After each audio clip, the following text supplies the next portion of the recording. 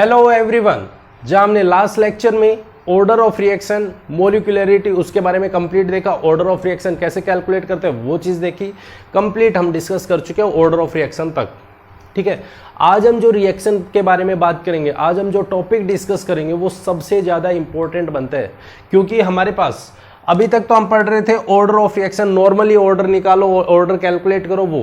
अब हम जो पढ़ेंगे सबसे ज़्यादा इंपॉर्टेंट टॉपिक किस लिए बनता है, क्योंकि सबसे ज़्यादा न्यूमेरिकल्स इस वाले टॉपिक से आते हैं, और वो क्या है, इंटीग्रेटेड लॉ। वो है इंटीग्रेटेड लॉ, और वो क्यों है, किसके लिए है, किसके लिए बना है, क्या फॉर्मूले आएंगे, तो वो हमारे पास में हम zero order reaction, first order reaction, second order reaction के लिए पढ़ेंगे। ठीक है, सेपरेटली पढ़ेंगे। इन सभी में जो हमें पढ़ना है वो हम क्या क्या पढ़ेंगे, इन सभी के सबसे पहले तो हम फॉर्मूले ड्राइव करेंगे कि भाई ये फॉर्मूला इसमें बनेगा, हाफ लाइफ के लिए ये बनेगा, इतने टाइम के लिए इसमें रिएक्शन इतनी होगी, क्योंकि सबसे ज़्यादा इसमें टाइम वेरिएशन के साथ खेला जाता है। अगर कोई रिएक्शन 75% हो गई, कोई रिएक्शन 50% हो गई, कोई रिएक्शन 90% हो गई, तो उनमें क्या क्या वेरिएशन आता है, क्या क्या फॉर्मूले बनते हैं, वो सब चीज़ें देखेंगे।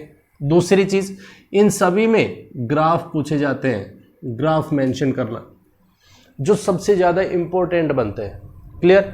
तो इन सभी को अलग अलग हम डिटेल से बात करेंगे, डिस्कस करेंगे। तो सबसे पहले हम स्टार्ट करते हैं जीरो ऑर्डर रिएक्शन के लिए इंटीग्रेटेड लॉ किस तरीके से मेंशन करते हैं।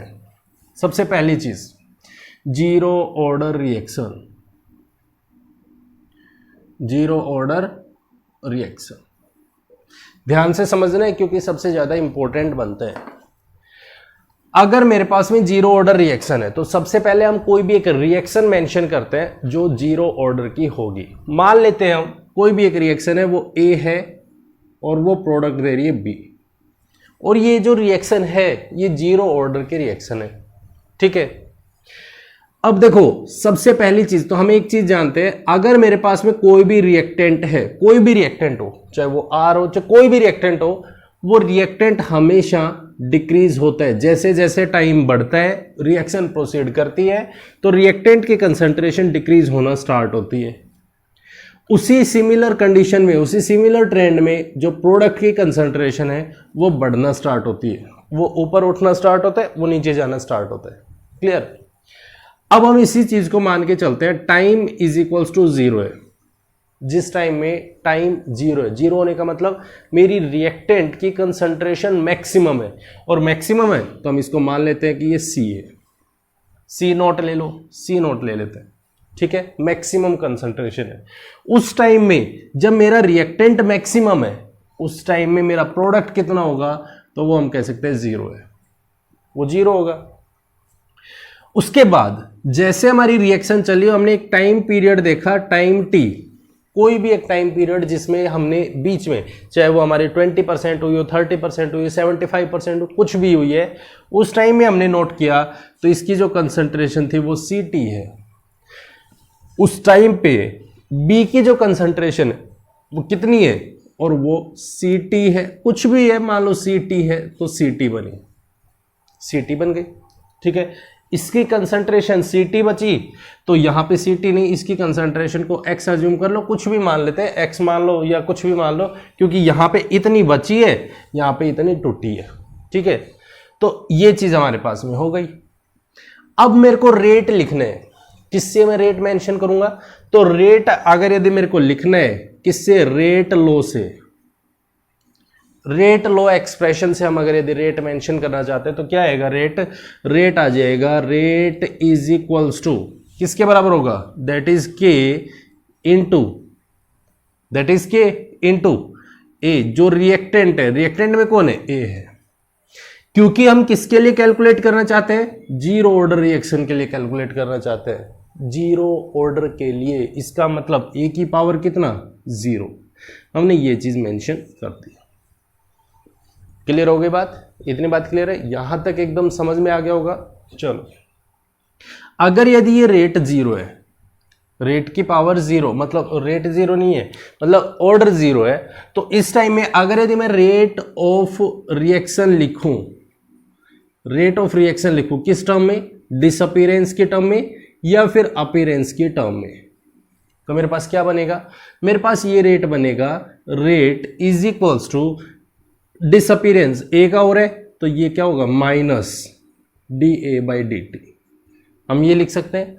और अपीरेंस के लिए हम इसी को लिख सकते हैं D B over D T, ये चीज हम यहां से मेंशन कर सकते हैं, ये चीज हमने यहां से मेंशन कर दी। क्योंकि हम इसी चीज को रेट के टर्म में निकालने की कोशिश कर रहे हैं और हम रिएक्टेंट ले रहे हैं, तो रिएक्टेंट डिसोसिएट हो रहा है, तो इसका मतलब क्या है कि हम इसके लिए लेते हैं रेट ऑफ डिसअपीरेंस की टर्म में इसको कंसीडर करके चलते हैं। रेट ऑफ डिसअपीरेंस,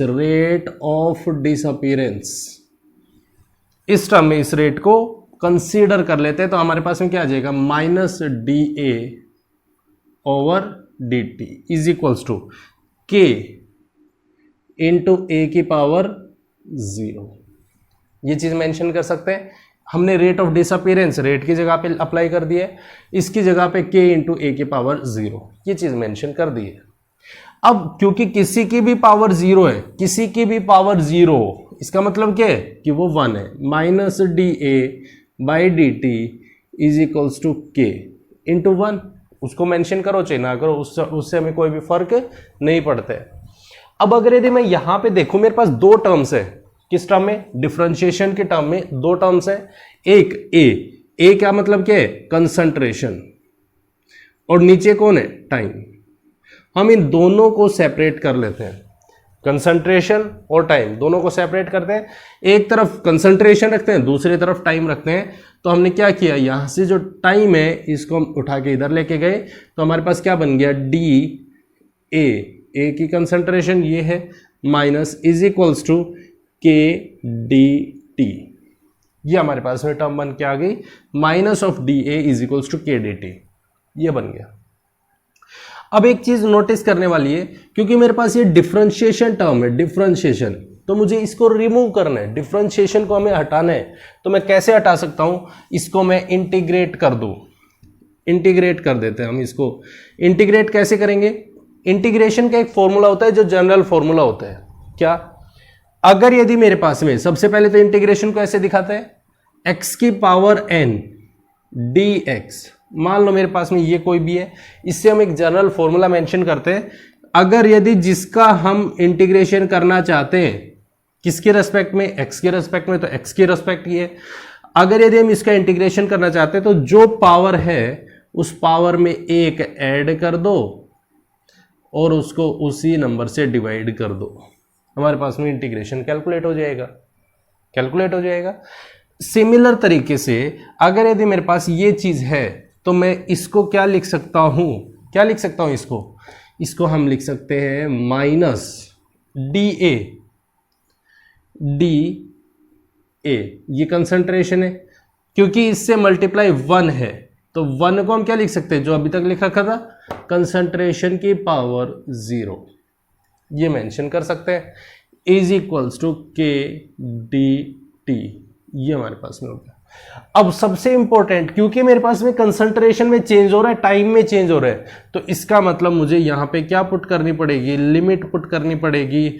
और वो लिमिट क्या होगी, लिमिट यहां पे होगी जब टाइम इज इक्वल्स टू 0 है। टाइम वाली टर्म कौन सी है, टाइम वाली तो ये है, टाइम इज इक्वल्स टू 0, जब मेरा टाइम 0 था उस टाइम में इसकी जो कंसंट्रेशन थी वो कितनी है, C नोट, जो मैक्सिमम है। जब टाइम t हुआ, टाइम t हो गया, उस टाइम में कंसंट्रेशन CT के बराबर, तो हमने ये लिमिट पुट कर दी इसकी, और वो हमारे पास क्या आ गई, 0 टू t, टाइम की वैल्यू क्या आ गई, 0 टू t, और टाइम कंसंट्रेशन क्या आ गया, C note minus C note और CT। क्लियर, तो ये हमने यहां पे लिमिट पुट कर दी। अब हम इसको सॉल्व करने की कोशिश करते हैं। इंटीग्रेशन है मेरा, यहां पे माइनस साइन आएगा, a ही बनेगा। क्यों बनेगा, क्योंकि a की पावर 0 है, a की पावर 0 है, मैं सिंपल लिख रहा हूं, a की पावर 0 dA, इसका इंटीग्रेशन करेंगे तो क्या आएगा भाई, a में ऐड करना है 0 प्लस 1, डिवाइड करने 0 प्लस 1, तो मेरे पास a की पावर 1/1, हमारे पास क्या आ जाएगा, a आ जाएगा, ये बन गया, इज इक्वल्स टू, अब इसकी लिमिट पुट कर दो, तो C naught to C T, C naught to C T is equals to, आगे चलते हैं, K time T 0 to T.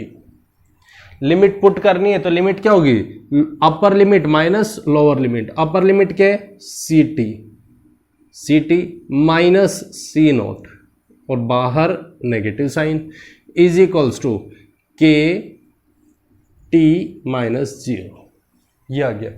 अब माइनस साइन है, इसको अंदर लेके गए तो अंदर लेके जाते C not minus C T is equals to K T बन गया। हमारे पास में ये वैल्यू आ गई बन के, जो क्या बन के आया है, initial concentration minus time T पे जो कंसंट्रेशन है, टाइम टी पे जो कंसंट्रेशन हमारे पास में है वो वैल्यू बन के आ गई, is equals to rate constant into T. सबसे ज्यादा इंपॉर्टेंट है जो हमसे पूछा जाता है, कैलकुलेट कीजिए रेट कांस्टेंट क्या होगा, कब, जब हमारे पास में ये है जीरो ऑर्डर रिएक्शन के लिए, टाइम इतना दे दिया, कंसंट्रेशन इतनी दे दी, ठीक है। सबसे इंपॉर्टेंट फॉर्मूला बना, सबसे पहली चीज बनी। अब इस फॉर्मूले का हम यूज करते हैं, देखो रेट कांस्टेंट कैलकुलेट करवा ले, टाइम कैलकुलेट करवा ले, सबसे पहली चीज तो यही आती है कि कैलकुलेट कीजिए टाइम, कैलकुलेट करो टाइम क्या होगा, चलो निकालते हैं टाइम की value, that is T is equals to, यहां पे अगर यदि हमें इस फॉर्मूले की वैल्यू निकालनी है तो हमारे पास क्या आ गया, C not minus C T divided by rate constant. एक चीज तो मेरे पास ये बनी, फर्स्ट थिंग। अगर हमें कंसंट्रेशन निकलवा ली कि टाइम टी पे कितनी कंसंट्रेशन बचेगी, कितनी कंसंट्रेशन होगी, तो वो हो जाएगा C T is equals to, क्या बनेगा, C T is equals to ये इधर और ये इधर, तो C not minus K T, फिर मेरे पास में ये आ जाएगा। अब मैं इस इक्वेशन को अगर मैं ध्यान से देखूं, ध्यान से अगर इस इक्वेशन को देखता हूं तो मुझे एक चीज बहुत अच्छे से समझ आ रही है, और वो क्या, कि मुझसे पहला जो फर्स्ट ग्राफ इसमें मेंशन करते हैं, first graphical representation of concentration versus time, first graph हम यहां पे देखते हैं, concentration with respect to time, क्या ग्राफ होगा, चलो मेंशन करते हैं। सबसे पहले आपको ग्राफिकल रिप्रेजेंटेशन में एक चीज तो पता है, सबसे पहले हम वाई एक्सिस लिखते हैं, उसके बाद में टाइम लिखते हैं, तो मतलब एक्स एक्सिस मेंशन करते हैं, तो यहां पे हो गया कंसंट्रेशन, सीधा लिखो कंसंट्रेशन और नीचे टाइम, क्या ग्राफ आएगा, क्या ग्राफ आना चाहिए, हमारे पास क्या बनेगा, देखो ये कौन है, वाई एक्सिस है, ये कौन है, दैट इज एक्स एक्सिस, जो हम टाइम ले रहे हैं एक्स एक्सिस, ये कौन है, दैट इज स्लोप, और ये कौन है, that is intercept, that is intercept, यही है। तो हम इसको मेंशन करते हैं, जब मेरे पास में टाइम जीरो है, जिस टाइम में टाइम जीरो है, जीरो टाइम पे, उस टाइम पे ये सारी वैल्यू जीरो किसके बराबर होगा, सी नॉट के बराबर होगा, कोई भी सी नॉट हो सकती है, कंसंट्रेशन मेरी मैक्सिमम होगी, ये हो गया। अब उसके बाद चलते हैं, टाइम कुछ भी है, स्लोप कैसे है, स्लोप नेगेटिव है, स्लोप नेगेटिव है, स्लोप नेगेटिव, नेगेटिव का मतलब ग्राफ मेरा डाउनवर्ड आएगा, टाइम चेंज हुआ, टाइम हुआ तो कंसंट्रेशन मेरी डिक्रीज हो रही है, डिक्रीज हो रही है, डिक्रीज हो रही है, तो मेरे पास ये ग्राफ आ जाता है। पहला ग्राफ आता है किसकी रिस्पेक्ट में, तो वो ग्राफ आया हमारे पास में first concentration with respect to time. ध्यान देना है, बहुत इंपॉर्टेंट ग्राफ है, बहुत ज्यादा इंपॉर्टेंट ग्राफ है, क्लियर है। तो ये ग्राफ मेरे पास में मेंशन हो गया, चलो ठीक है। दूसरी चीज निकालने की कोशिश करते हैं इसमें। दूसरी चीज क्या है, अगर यदि हमसे ये पूछ लिया, जैसे हमने यहां पे क्या मेंशन किया हुआ था, रेट मेंशन किया था, रेट क्या था, is equals to K into A की पावर 0, यही बन रहा था, rate is equals to K into A की पावर 0, ये बन रहा है। अगर हमसे पूछ लिया जाए ग्राफ ड्रॉ कीजिए रेट का विद रिस्पेक्ट टू, किसकी रिस्पेक्ट में, विद रिस्पेक्ट टू कंसंट्रेशन, तो क्या ग्राफ आएगा, क्या ग्राफ आएगा। पहले आप इस वीडियो को पॉज कीजिए, उसके बाद खुद बनाइए, उसके बाद में देखिए क्या ग्राफ बनते हैं। तो देखो हम बनाते हैं, यहाँ पे रेट क्या आता है, रेट इज इक्वल्स टू के ए की पावर 0, तो क्या ए पे डिपेंड कर रहे हैं कंसंट्रेशन पे, रेट के कंसंट्रेशन पे डिपेंडेंट है क्या? तो हम कह देंगे नहीं है, क्योंकि इसकी पावर 0 है, इसका मतलब 1 है। कंसंट्रेशन कांस्टेंट है, वो कोई वेरिएशन नहीं है उसमें, रेट उस पर डिपेंड ही नहीं कर रही है। इसका मतलब क्या है, अगर मैं कहूं यहां पे रेट वर्सेस कंसंट्रेशन, तो कंसंट्रेशन चाहे कुछ भी हो जाए उसकी रेट में कोई वेरिएशन नहीं आएगा, रेट हमेशा कांस्टेंट रहेगी। बात क्लियर है?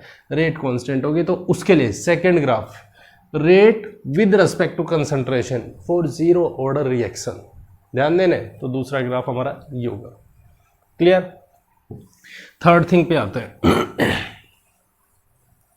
जो सबसे इंपॉर्टेंट बात पूछी जाती है वो ये हाफ लाइफ, इस चीज को बहुत ध्यान से समझना है। हाफ लाइफ क्या होता है? हाफ लाइफ, देखो हाफ लाइफ का मतलब क्या है? जैसे मान लेते हैं, सपोज करो अगर मेरे पास में कोई भी रिएक्शन है, उस रिएक्शन को हम करने की कोशिश कर रहे हैं, ठीक है। अगर यदि हम कोई एक ऐसा टाइम पीरियड ले ले, जैसे अगर यदि चॉकलेट है, आप सपोज करो चॉकलेट है, ठीक है, उसमें 10 पीसीज बने हुए हैं, 10 पीसीज है, आप उसमें से 5 पीस खा जाओ और 5 पीस बचा लो, तो इसका मतलब क्या हुआ?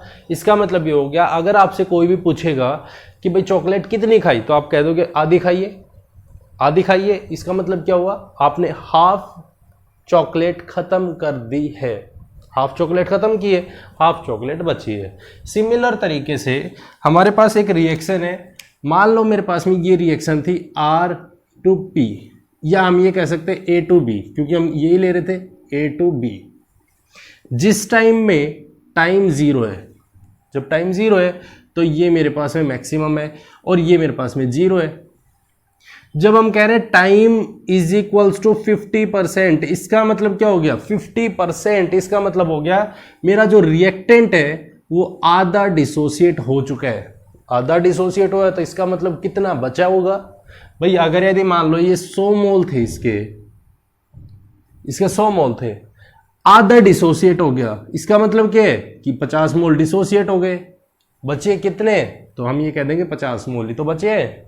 तो इसका मतलब अगर यदि ये C0 है तो यहां पे कितना बचेगा? तो वो हम कह देंगे C0 divided bye 2, C0 divided bye 2। Clear? उस टाइम में ये कितना बनेगा? जब भाई आधा टूटा है तो आधा ही तो बनेगा, तो ये बनेगा C0 डिवाइडेड बाय 2, इतना ही बनेगा, इतना ही टूटेगा। क्लियर? तो हाफ लाइफ, सबसे पहले एक डेफिनेशन आती है, what is half life? Half life का मतलब है अगर मेरी कोई भी रिएक्शन आधी कंप्लीट हो जाती है, 50% कंप्लीट हो जाती है, तो वो हाफ लाइफ कहलाती है। इससे हम रेट निकालने की कोशिश करते हैं, और रेट क्या निकाला है? रेट तो हमने अभी अभी तो निकाले है, C0 minus CT divided by T is equals to K, ये निकाला है। ये हमने एक रिलेशन निकाला था, अभी अभी निकाला है।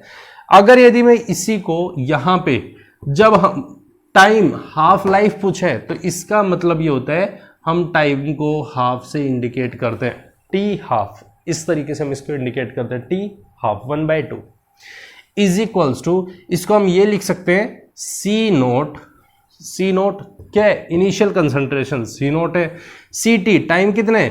जब टाइम किसी टाइम पीरियड पे जब हाफ कंप्लीट हो चुकी है मेरी रिएक्शन, मतलब आधा रिएक्टेंट खत्म हो चुके हैं, तो CT मतलब C0 divided bye 2 divided by ये K, यहां आ गया, ये टाइम हम यहां लेके गए थे, तो इसके नीचे K, ये बच गया।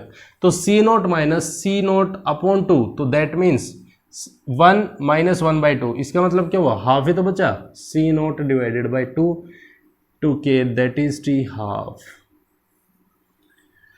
मेरे पास एक रिलेशन आ गया, बहुत बहुत बहुत इंपॉर्टेंट है, इसको आप यहां पे स्टार डाल के नोट कर सकते हो। Half life for zero order reaction क्या होता है? T half is equals to C0 divided by 2K। ये मेरे पास एक रिलेशन होता है जो कि सबसे ज्यादा इंपॉर्टेंट होता है। क्लियर? अब एक चीज यहां पे नोटिस करने वाली है, T हाफ कंसंट्रेशन के साथ में क्या है? डायरेक्टली प्रोपोर्शनल है।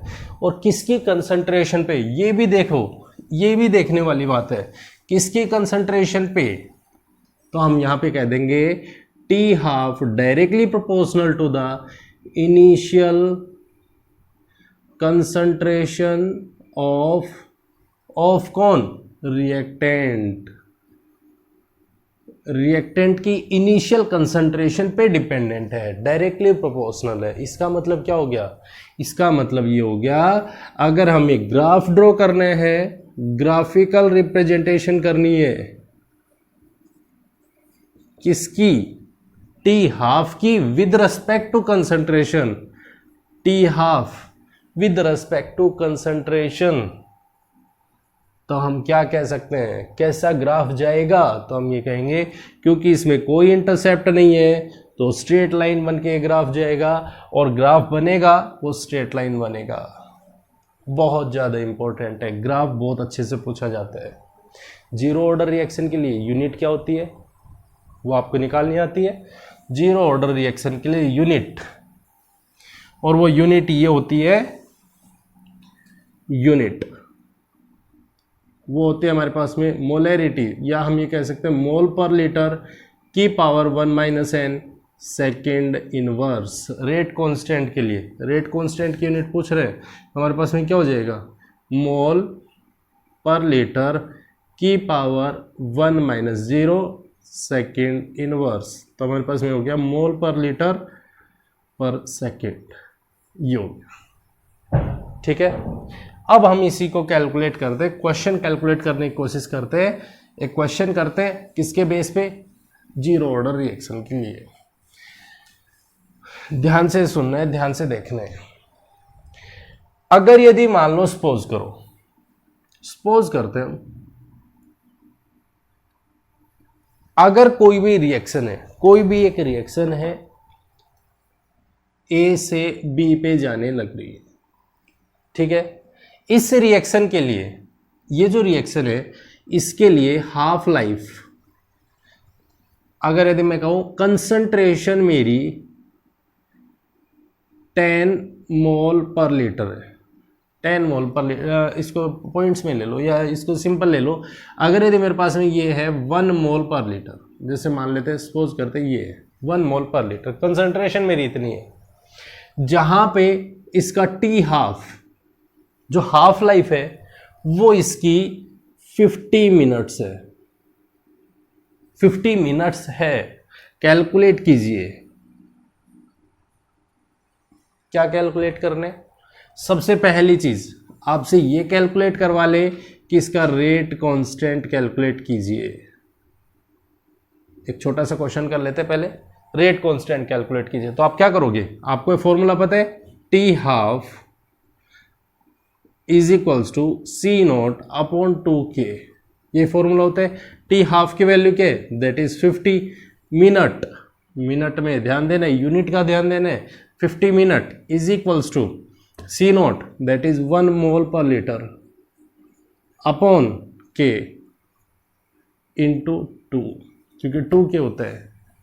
तो ये क्या वैल्यू आ गई, ये आ गया हमारे पास में k is equals to 1/2 into 50, that is 10⁻⁻² mole per litre पर मिनट। अब मिनट में ले लो, कोई बात नहीं, मिनट में ले लेते हैं, ठीक है। ये चीज़ तो हमें पता है, सिंपल सा फॉर्मूला है, सिंपल सा क्वेश्चन है, कर दिया। लेकिन अब क्वेश्चन में किस तरीके की डिफिकल्टी बनाई जाती है, किस तरीके का डिफिकल्ट लेवल बनता है। इसी क्वेश्चन को अगर यदि ये बोल दे कैलकुलेट कीजिए टाइम, क्वेश्चन अब आगे बनता है, जो सबसे ज्यादा इंपॉर्टेंट बनता है वो बनता है कैलकुलेट करो टाइम, जब रिएक्शन 75% कंप्लीट हो चुकी होगी। जब रिएक्शन 75% कंप्लीट हो चुकी होगी, इस कंडीशन पे टाइम कैलकुलेट करो। अब आता है क्वेश्चन में सबसे बड़ा ट्विस्ट। देखो रिएक्शन मेरी ये है, मुझे ओवरऑल रिएक्शन को first order reaction, sorry zero order reaction के लिए मुझे सबसे इंपॉर्टेंट एक फॉर्मूला पता है, और वो ये है time is equals to C not minus C T upon K होता है। मेरे को ये फॉर्मूला पता है, मुझे इस फॉर्मूले को ध्यान रखना है। सबसे ज़्यादा इंपॉर्टेंट बात आती है, मुझे इस फॉर्मूले को ध्यान रखना है। क्लियर? अगर मैं इस फॉर्मूले को ध्यान रखता हूँ तो मैं इन क्वेश्चंस को, किसी को भी क्वेश्चन सॉल्व करना हो, मैं आराम से निकाल सकता हूँ। कैसे? सी टाइम मेरे पास में कैलकुलेट करने, ये तो मुझे कैलकुलेट करने हैं। कब? जब मेरे पास में 75% कंप्लीट हो गया। 75 इसका मतलब क्या है? 3/4 रिएक्शन 3/4 हो चुकी है। बचा कितने वो भी देखते हैं। 75% कंप्लीट। अब देखो एक बात समझना है, ए से बी पे गए, ए से बी पे गए, ये मेरे पास में 100% है, मैक्सिमम 100% है, तो उस टाइम में 0 है। ये 75% कंप्लीट हो गए। कंप्लीट होने का मतलब क्या है? रिएक्शन 75% कंप्लीट हो गई, मतलब ये मेरा 75% बन गए। तो ये बचा है कितना है? 100 माइनस 75%, इसका मतलब ये बचा है 25%। ये बात सबसे ज़्यादा इंपॉर्टेंट बनती है। ये एक वो कह सकते हैं हम कि बचा कितना है? इतना 25% बचा है। बात क्लियर है? तो हमारे पास में टाइम कितना? 1/4 सी नोट माइनस सी टी कितना? दैट इज 25%, और ये आ जाएगा सी टी। टाइम पे बचा है C0/4/2 की। यहां से इस चीज को बहुत इंपॉर्टेंटली ध्यान देना है। क्या हमने क्या किया? C0 माइनस C0/4 इतना बचा हुआ है। रिएक्शन इतना टूट चुके हैं। रिएक्शन में जो कंपोनेंट है वो 25% बचा है। मेरे पास में था कितना? 100% था। बचा कितने? किसी भी टाइम टी पे हमें तो ये कंसेंट्रेशन चाहिए, ये कंसेंट्रेशन चाहिए ना, हमारे पास में ये आ गया। क्लियर?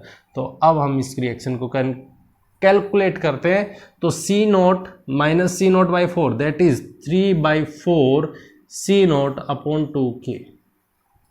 अब इस वैल्यू को कैलकुलेट करो। 100% मैक्सिमम था, इनिशियल कंसंट्रेशन इसकी 1 थी, तो अब यहाँ पे T75 कितनी वैल्यू आएगी?